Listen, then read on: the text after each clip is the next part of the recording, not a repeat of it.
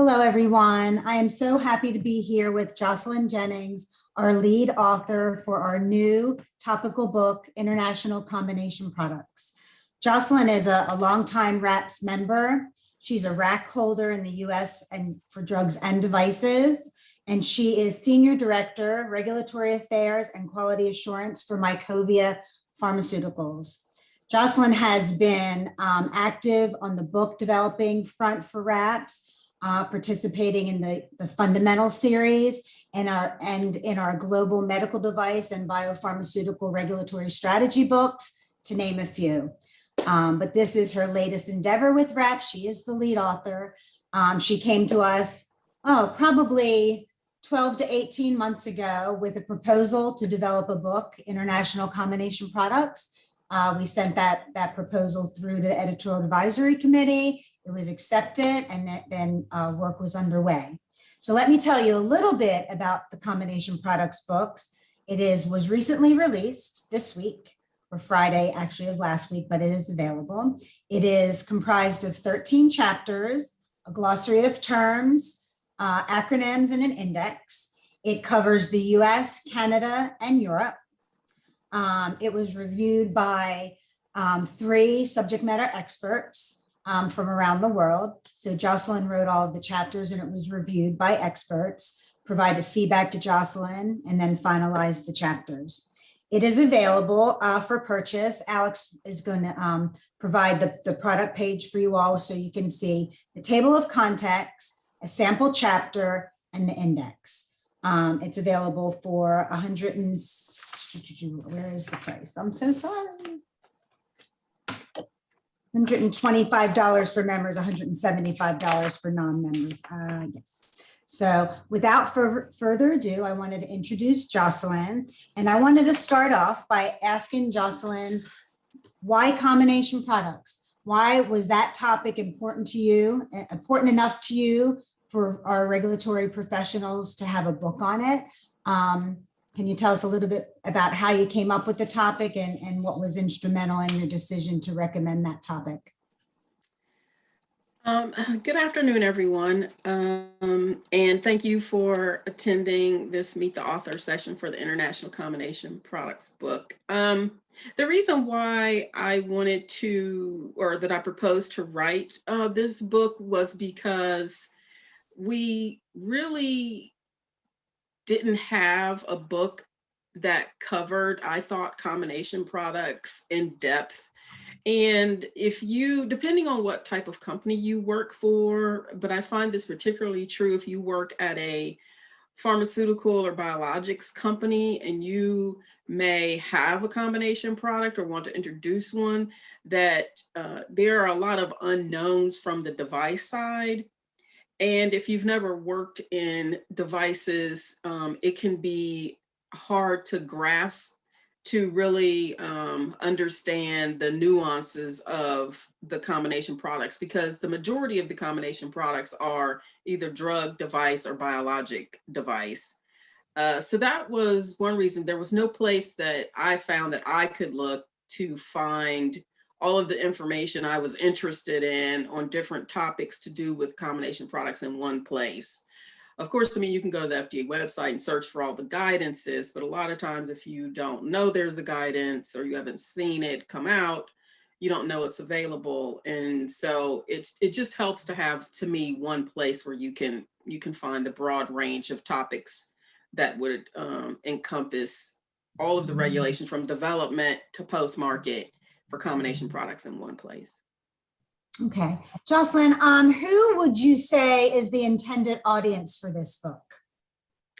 I'd say the intended audience, because it does start from the basics of development through post-approval, that it really is for any level of regulatory professional. So if you're just starting in regulatory and maybe a combination product is your first project, all the way up to people who have worked with it for a while, but there are new guidances that have come out recently that I think are really helpful, especially for post-market surveillance or safety reporting, and also modifications, because it can get tricky, again, especially because of the device component. So I think really it's for any regulatory professional, no matter if they're beginning, middle, or towards the end, as long as they're working on combination products, or if they just have an interest in them.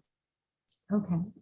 How do you think readers will use the book, Jocelyn? Do you think it'll be a reference book that they'll keep on their bookshelf? Do you think it'll be their go-to book to look for answers?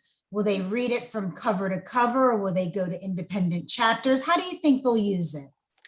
Yeah, I think it depends. I will say for me, what I tend to do is I have the book there for reference. And then so depending on what I'm working on, then I can quickly go and see, okay, is there a chapter on this? Yes, there's a chapter on this. Let me go to that chapter, review that chapter.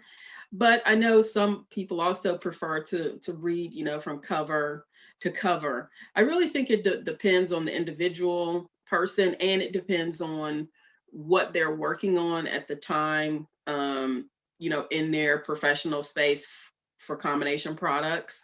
But Okay. I definitely would say it would be helpful to keep as a reference, because RAPS does typically update their books every couple of years to make sure that all the content is kept up to date. And so to me, it's usually very timely. And even when I was writing it, there was a guidance that had just come out, and I made sure that I went back and tried to incorporate that information into the book. So I think you can use it as a reference, your go-to Okay. book. Yeah. Okay. Alex, you can go ahead and initiate the first poll question. Jocelyn, how did you decide on the structure of the book, and in particular, that it would cover the US, Canada, and Europe? How did you make that decision? What went into your thought process there? Well, again, you know, most companies I've worked at have been global companies, and it's very hard to find information on other countries. I wish that I had been able to include more countries, but I looked at it as what I consider the basics. So the US, Canada, and EU. So that's really how I looked at it. And then as far as the chapters are concerned, I tried to look at it from, if you're a regulatory professional, you're going to develop a combination product, where would you start? And then try and look at the chapters from there, and like, so what would you need to know here? What would you need to know here? And that was kind of drove the order of the chapters and some of the topics for the chapters. Okay. On the back cover of the book, you have a quote, and you indicate that combination products and the development of combination products is very complex, and it changes, it's ever changing, and how important it is for regulatory professionals to understand the regulatory foundation. How did you go about incorporating the regulatory foundation into the book so that readers would be able to read it and learn how to navigate the landscape? There is a chapter, regulatory strategy. And in that chapter, it really talks about the things that you need to think about, explore, to really get a handle on, you know, the type of product you have. What is the particular drug? Is it a drug, or is it a biologic? If it's a biologic, what are the regulations that govern it? If it's a drug, does it have any specific guidances that govern that? For the device, are there particular guidances or standards that are applicable to that type of device? And really try and lay the foundation to look at, okay, you're starting development, talk to your subject matter experts, whether it's from the device side, your engineers, et cetera, or R&D, and really discuss what the product is, what it's supposed to be, what you hope the indication will be, And then, because a lot of times you really need to kind of look at, okay, this is what you want to develop, but what's the end goal? And the end goal, of course, is the person using it, the patient, or sometimes it's a doctor, nurse, etc. And so you kind of have to figure out, well, what do you want the label to say? What claims do you want to make? So you then can make sure that as you're developing the product all along, that you're keeping that in consideration. And so I think a regulatory strategy, I use them, documents are very helpful, because as you get on in time of the project, decisions are made, but it could be 3 years down the road. Will you remember why that decision was made, 3 years from that point? And so if you really have a point of reference, and this is particularly for regulatory professionals, is not to be confused with like a design and development plan. The regulatory strategy is really your foundational document for what regulations you have to look out for. If it's going to be a global development project, what regulations are in other countries, what can be leveraged, what type of studies. Does one region have a specific type of study you have to do, but that's not required in another region? Make the determination or try and provide that feedback to your project team to say, well, maybe we want to think about this test, but it can wait till after X test, if you're not going to that market right away. So those types of things. And so I really think a lot of that is in the regulatory strategy chapter. Okay. Can you tell us a little bit about the differences in the regulations between US, Canada, and EU? Is there any significant differences that readers might not be familiar with, or might read the book and go, oh, wow, I didn't know that? What I found that's particularly interesting, and this is true of both Canada and of the EU, is they have designated specific products as combination products, and they don't always call them combination products. They may call them drug device combinations or drug device products.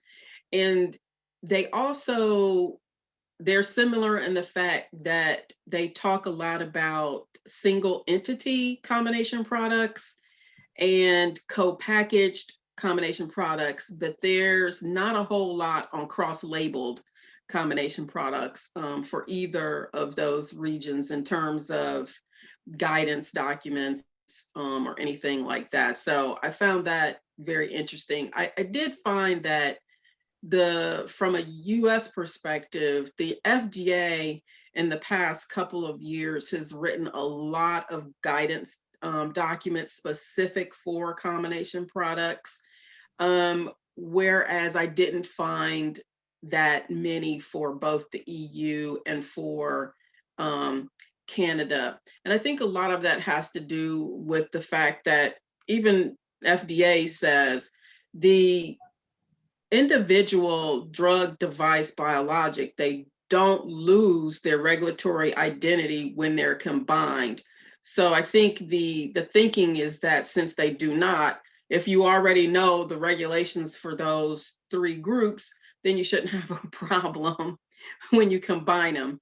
But I think from a regulatory perspective, it's not necessarily true, because there are different areas that you really have to think about when you're combining two totally different products together in one product, especially if it's single entity.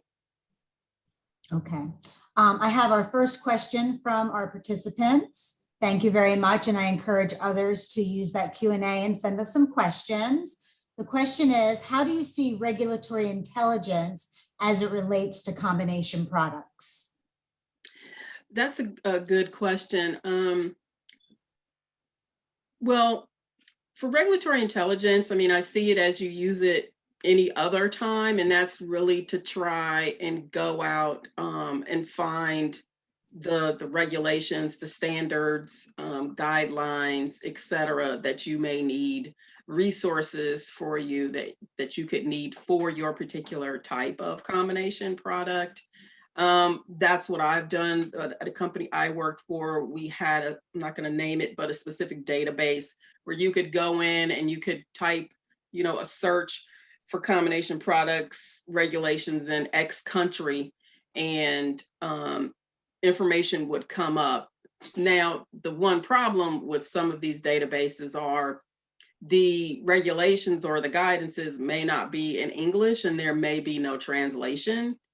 So you can run into that a lot. And so that's at the point where you have to look at, do you have a network of people that who work in those other countries who can provide you with information? Okay. Okay. Again, anyone has questions, please put those in the Q&A. If someone is new to combination products, what would be a good place to start?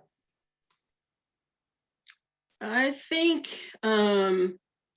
really there's a chapter 1 that says what are combination products. I think that's a good place to really start, because people sometimes confuse certain products as combination products, and they are not. For instance, if you have an in vitro diagnostic and you have a drug and you're using that diagnostic as a biomarker, et cetera, that's companion diagnostic. It's not a combination product. Also, if you have 2 drugs, that's not a combination product. So I think the one thing that's a sticking point is a lot of people, a lot of regulatory professionals really need to understand the definitions of what a combination product is. And so if you're new to it, I would start there. And again, because you have to know if it's going to be a single entity, if it's going to be co-packaged, or if it's going to be cross-labeled, because there are specific regulations, guidances, et cetera, that you have to know as you're developing it, depending on how you're going to have the product packaged at the end. Okay, so going back to the structure of the book, and obviously your first chapter is what is a combination product? How did you decide on the structure of the book and what you would cover in each chapter and the different sections? So I thought it was important that, yes, you start the book off with, well, what is it? Because as I was saying, a lot of people, I mean, before I first started, and in understanding that combination products have always been around, it's just that the regulators decided to regulate them a different way after a certain point in time. And so you really need to, again, have a foundation of what is it? What constitutes a combination product? And once you really understand the definition, I think you can go on. And so what I then looked at from there was, okay, well, as I was saying earlier, you need a foundation, so let's look at the strategy. And then I said, well, let's start with the US. And because I had information for the EU and Canada, I did those chapters after the US chapters. But I tried to look at it from the perspective of, how do you start? So you start with, history of FDA and the Office of Combination Products, and then you go from who has jurisdiction for the combination products, what are some things you need to know about combination product development. Then after that, you're going to get to the point where you're doing testing, where you're going to go into clinical trials. So I talked about the investigational use, the applications, human factors. Human factors is a huge issue as far as devices are concerned, as from a regulatory perspective. And so I think that's important for people to really understand. And now FDA is even looking at products that are not combination products, but they may be used with a device. They're even looking at those products, making the companies do human factors testing. So that was one thing I thought was really important, to make sure that that's understood. And then I just took it from there: GMPs, pre-market applications, safety, reporting, post-approval modifications, and then went into the EU and Canada. Okay. I have some questions from the audience. Okay. The next one is, I envision combination products as mostly being drug biologic delivery systems, e.g. auto-injectors that are pre-filled with insulin. Are there other non-delivery combination products I should be aware of? Oh yeah, there are a whole lot. A lot of the newer ones are called, they're like scaffolds. So if you think of something like a dermal patch, it's sort of like that. It's a mesh material that could have a drug or a biologic embedded in it that's used for different applications. So I think most people think of like pre-filled syringes, the metered dose inhalers and things like that. But there's a system with a photo light. There are scaffolds. There are all different types of combination products, and they run the gamut from drug, novel biologics to even generics, biosimilars. You have regenerative medicine combination products. So yeah, there's a lot of them. Okay. Looking ahead, do you foresee any alignment between the various countries on combination product regulations? It would be nice, but no. I think if you're a regulatory professional, if you've been one for any length of time, harmonization sounds nice, but even with ICH and with the EUMDR, we still don't have true harmonization. And so I just don't think I think they'll, in some areas will get close, but I don't think it's ever going to be where, you have one set of regulations here and it'll be that way across the board for the rest of the countries. I don't see it happening because I've been a regulatory professional for over 23 years and it hasn't happened yet. So it would be nice, but I doubt it. Okay, thank you. Did you address the new EUMDR in your book? From the perspective of looking at the combination product, and if it's a device, I did talk about the MDR and the MDD. So they're both within the EU chapter.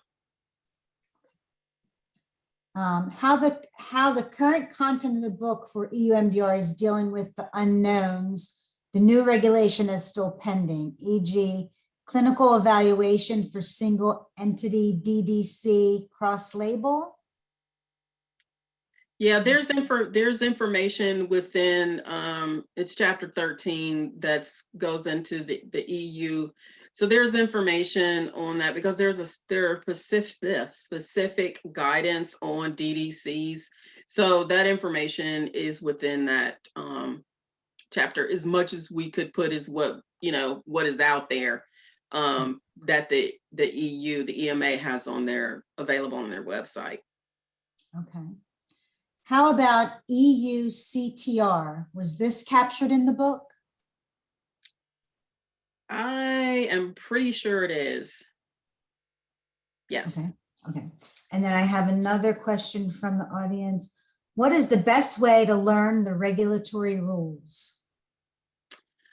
I think the best way is to, one, if you have a mentor, and two, you have to just read them. You have to read them.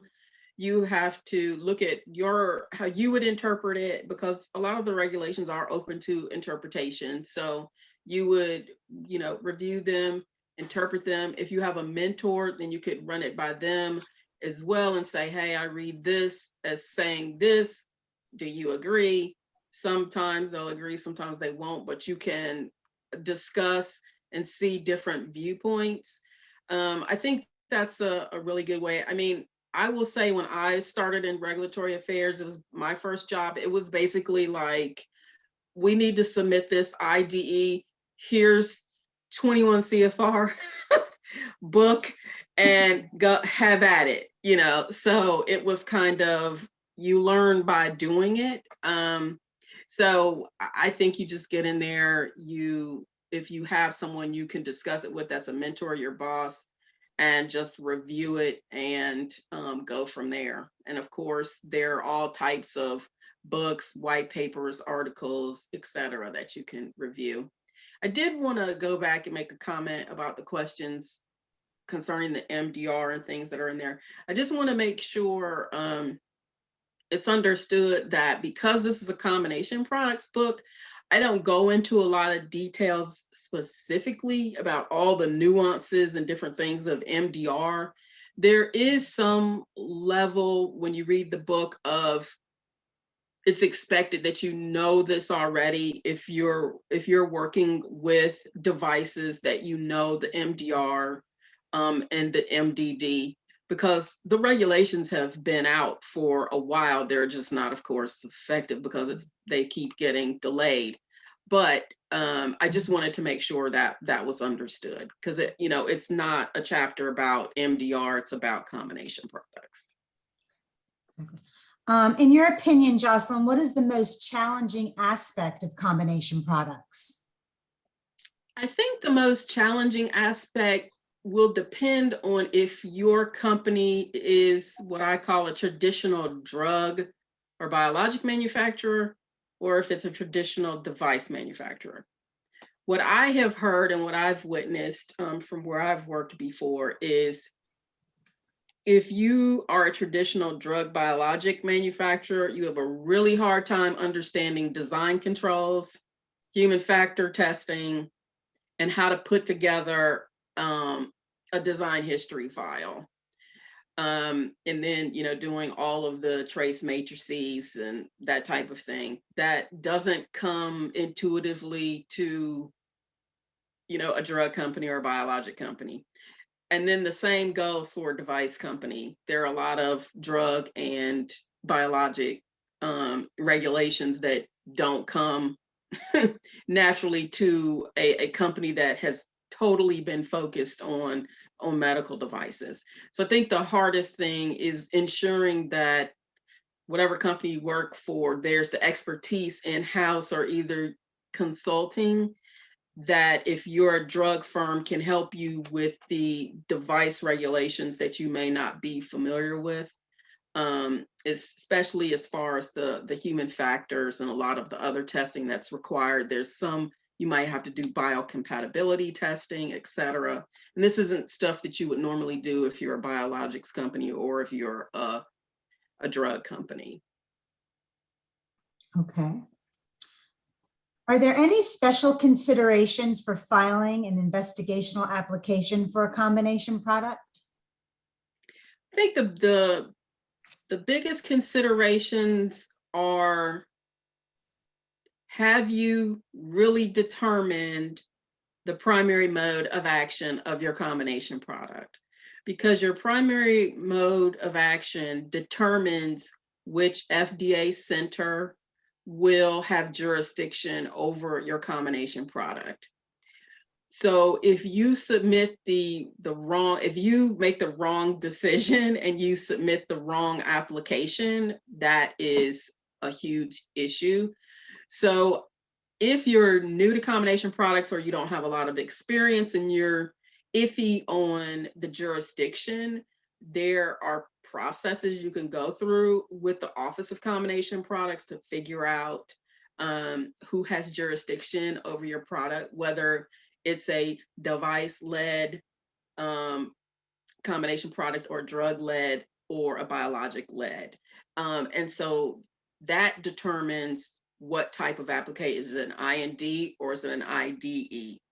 And so I think that's the consideration that you need to understand, that you really need to make sure you know what type of combination product you have, if it's device-led, biologic-led, or drug-led, because that determines your application type and it determines which center you have to submit the application to. Okay.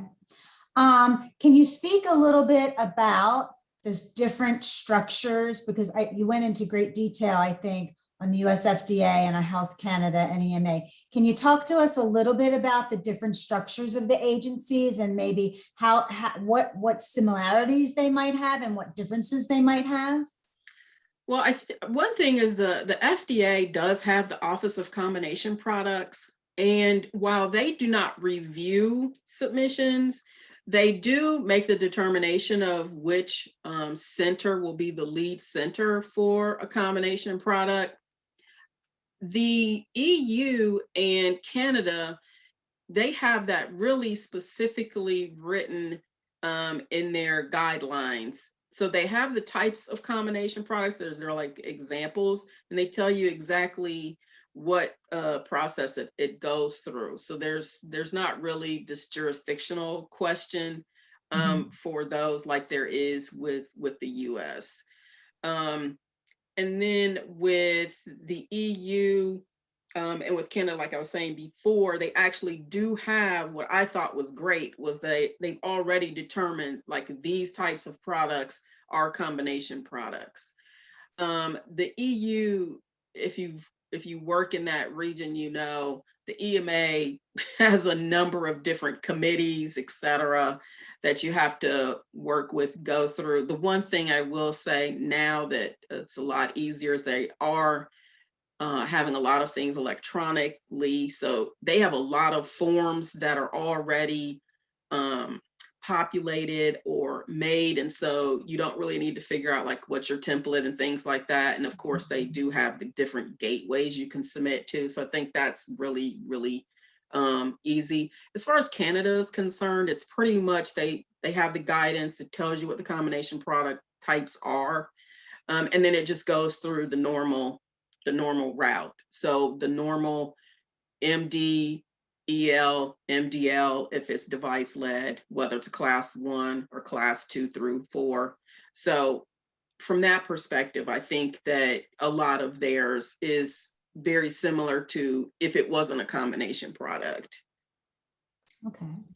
Another question from participants. You spoke about challenges for drug-led companies. What would be challenging for device-centered companies? Would you share some specific examples?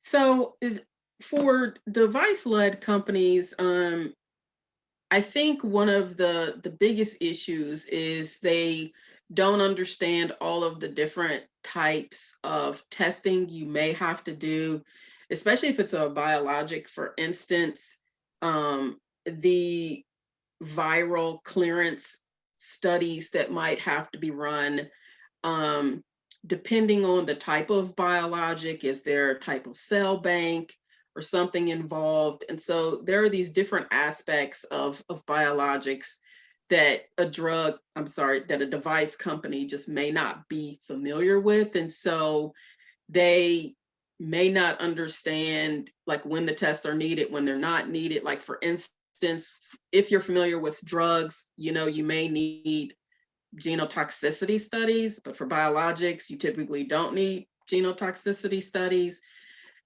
So the difficulty is learning all you need to learn about either the drug or biologic aspects of regulatory that you may not know if you're strictly a device company. And the same thing is if it turns out that your product is not device-led, it's either drug or biologic-led, then the company may not have the expertise or understanding of what goes in an IND versus an IDE, because there are differences. And then there's also the fact that the IND is not approved where the IDE is approved. And so there's just these different nuances that if that's not what you're used to, the company may have difficulty. And so that's why, you know, the recommendation is, of course, that, you know, for whoever's in-house, you get that training, you read everything you can. If you need consultants, you hire the consultants.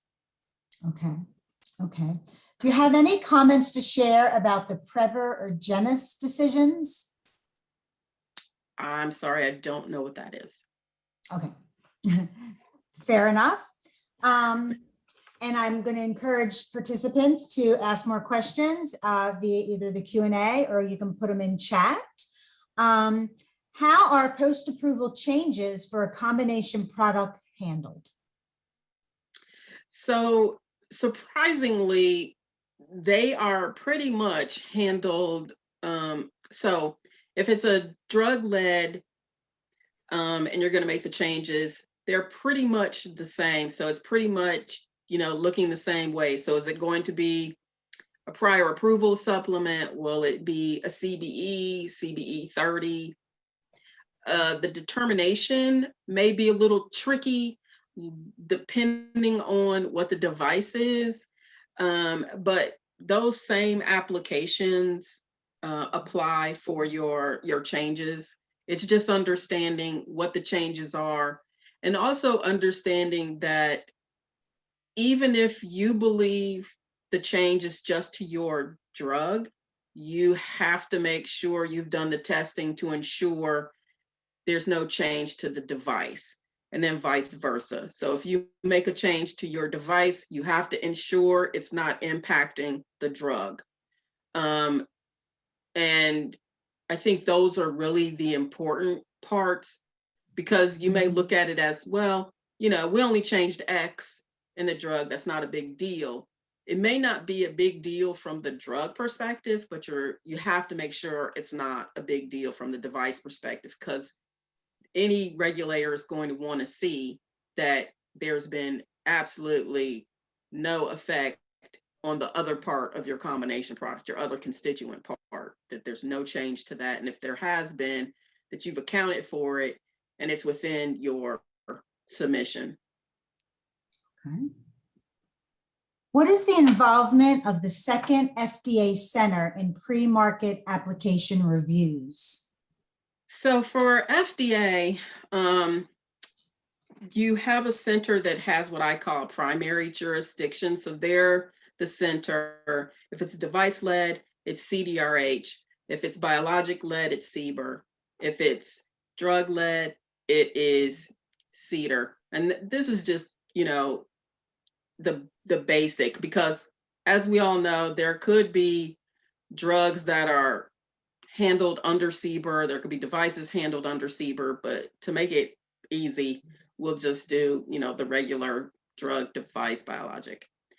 So if say it's device-led, it's under the jurisdiction of CDRH. What happens is, with that center and the division you're under, along with the Office of Combination Products, they will look to see who the second center should be. If it's a drug or biologic, that's the other constituent part. And they will ensure that they have reviewers and staff available from that center that can help the lead center with any questions or anything surrounding any documentation that you've submitted. So they're really trying to make sure that even though there's a lead center, that this second center is involved as well with the review, and that any questions can come through them. And there's an actual SOP that FDA has that governs all of this to make sure that at the end, that FDA meets the timeframes for their reviews that are set out in the regulations or in, PDUFA, MDUFA, et cetera. So that second center is really also involved. And as an applicant or sponsor, any meetings you have with FDA, say again, it's device-led and it's CDRH, you can request that the other center have representatives there. And if there are questions you have specific, that they're there to answer those questions. If your other constituent part is a drug or biologic. So they are very integral in the review process. Okay. Jocelyn, you had 3 independent reviewers provide you feedback on all of the chapters. Yes. Was there any feedback that you received that changed the way you approached a particular chapter, or changed your thought practice, or you got it and you're like, aha, I need to add that? Was there anything significant in the reviews that you received? Actually, for one review, they wanted to ensure, like we were talking about, the differences of depending on if you're a device company or biologic or drug company. And they wrote a little section. They were like, you really have to emphasize, she said, because, and I have seen this because I've worked at a biologic and we were doing a combination product, and she said it still is very hard for, even though FDA has this streamlined process for GMPs that you can choose certain sections of the 820 regulations to follow if you're a drug manufacturer, that companies still really have a hard time implementing, even with the streamlined, those regulations. And a lot of it is, as I was speaking before, the design control aspects of medical devices, having a DHF, understanding, what's verification, what's validation, where does it go, who does it, etc. And so she was saying from her experience, that's what she saw. And so in different parts of the chapter, she was like, you should really emphasize that here or here, because it is something companies are still struggling with. Okay. And is that something you incorporated into the chapter? It is, yeah. Okay. So you wrote all of the chapters. Is there any one chapter or a combination of the chapters, or the entire, what is your one key takeaway that you would like to tell readers? Well, I don't know about one key or takeaway. There's a lot, but okay. I will say, because I didn't have this experience when I was at a former company working on combination products, there's a lot in there, and I guess there's a lot from the industry, questions about having to pay 2 application fees. And of course you would think, well, why would you pay two user fees? There's only one application. But there are actually cases where you sometimes would want to have 2 separate applications, but FDA doesn't charge you 2 separate fees. They actually take the one fee. So if it's device led, they take whatever that fee is, and it's subtracted out from whatever the drug or biologic fee is. And so then you pay that plus the other fee. So that was something I had never run into. And so I really didn't know the ins and out of before I started that chapter. But that was one thing that stuck with me, because I was like, well, of course you wouldn't pay 2 fees. Why would you pay 2 user fees? But there are actually companies that, for whatever reason, and if they make the decision, this is when they split this up. And so I was just like, wow.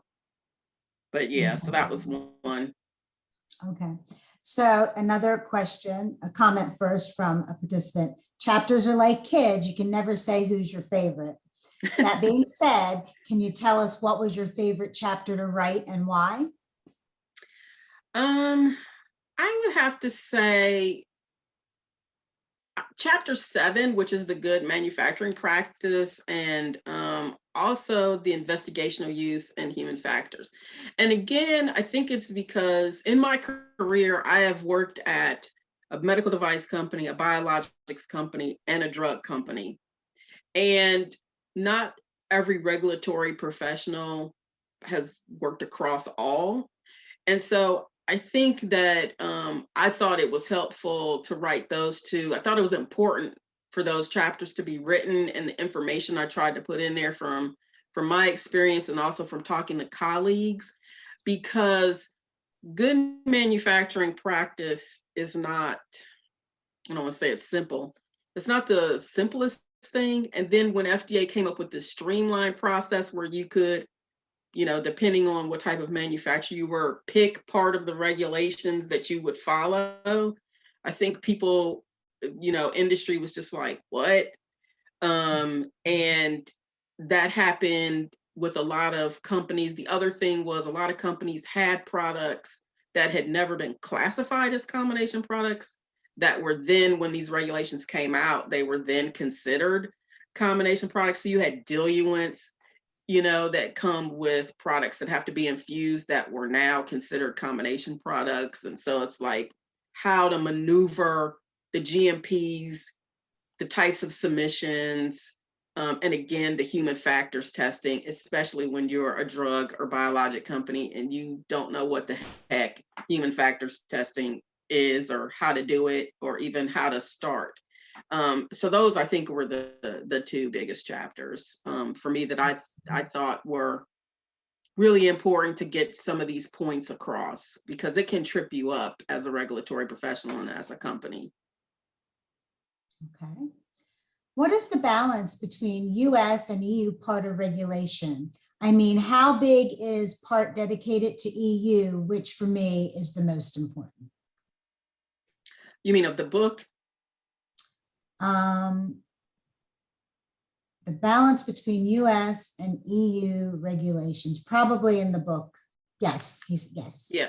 So the chapter for the EU, I don't remember how many pages it is. I think it's 20 something pages, but everything is combined in that one chapter. Whereas for the US, instead of just having, a giant chapter, I slice those out into different chapters. But everything for the EU from start to finish is in that one chapter. So it's hard for me to say like percentage of the book is US, because the first two chapters are general chapters.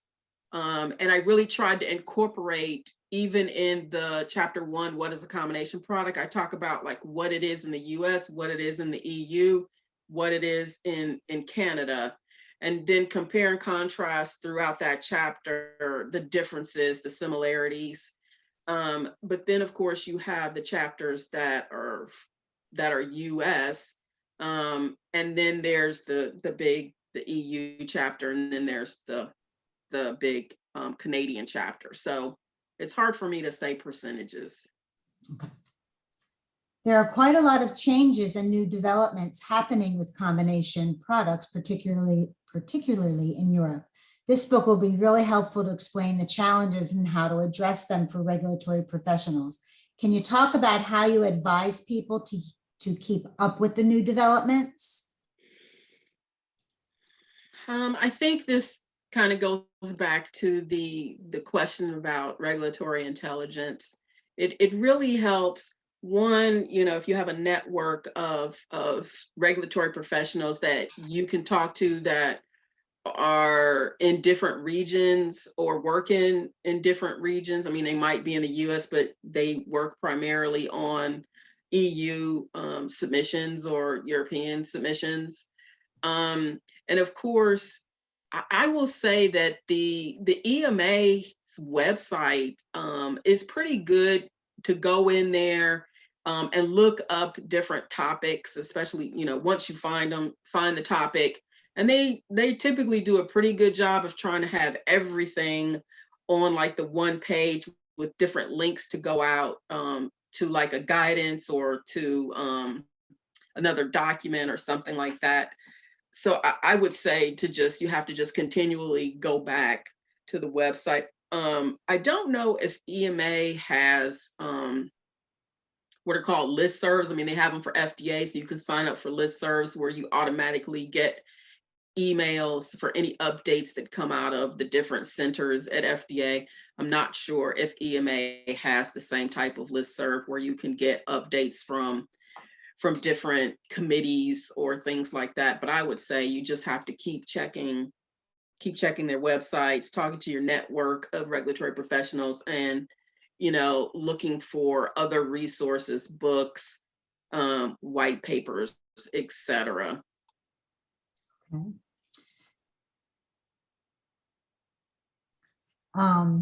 I have a nice comment, says, this has been great. Thank you for this very informative session. Can't wait to buy the book. Congrats, Jocelyn. So that was very nice. So Jocelyn, just in your opinion, why do people need to buy this book? Why do regulatory professionals need to buy international combination products? I mean, I really believe that if you are a regulatory professional and you are working in combination products, or you're going to be working in combination products, that it is, I would consider it a really good reference book. There's everything in one place. You can find it. It tells you, gives you the links to all of the different websites, to the different guidances, and you can use it to go and to read. And then, as you know, a lot of times things are updated, but go and find those. So I think that I just think it's good to have everything in one place. And so, like I said, you can start with the jurisdiction, how to fill out a request for designation, all the way to, if you're to that point, to make sure you have your pharmacovigilance or your safety reporting set up so that you can do that. And then if you're in Canada or the EU, you have that information as well. Okay. I have one more question from participants, and it's not really related to the book, but it's important, I think, because you are a RAC holder. Okay. The question is, what is the value of RAC certificate and RAC certification in the real world of working in the field of regulatory? So can you tell us a little bit about the importance of your RAC? Yeah, I can only speak to, me, but what I will say is early on in my career, my then manager really encouraged me to get the RAC. And from her perspective, she felt that it meant that, one, you were serious about regulatory affairs as a career, that this wasn't just a job that you were going to, hop in and out of, that it was really what you wanted to make as your career, and that you really would take the time, study, etc. Because when the first RAC that I got was US, it covered everything. So it covered cosmetics, it covered veterinary, it covered everything. And so you had no idea what questions were going to be on there. And we actually had study sessions, etc. And so you also learn a lot, and you learn outside of your area. It's good to know things outside of, where you just work and are focused. It's good to know other things as well. And so what I will say is, when I then became a hiring manager, I look at it as the same way. Like, okay, you're serious about your career. You want to learn. You're willing to study, to go off on your own and learn some topics that you may have no idea what they are. And then, go out there, take the test. And to me, it shows that you're serious about being a regulatory professional. Now, I can't tell you, if it made any difference between if someone hired me or didn't hire me or any of that. I can just tell you that of the jobs I've had and the managers I've had, most of them had their RAC, and most of them were appreciative that I had my RAC. Okay. Okay. Thank you, Jocelyn. We're about finished with time. We're at the end of our time. Any further questions from the audience? I don't see any. Well, Jocelyn, thank you for your time today. That was really informative, really good questions from our participants. The book is available to purchase. At the close of this session, you will be directed to the product page. You can look at a sample chapter, you can look at the table of contents, you can look at the index, and you can purchase the book. So we appreciate your time. Thank you so much, audience. And Jocelyn, thank you. Thank you. And thank you for everyone who attended. Okay. Bye, Jocelyn. Bye, everyone. Bye. Thank you. Bye, everyone.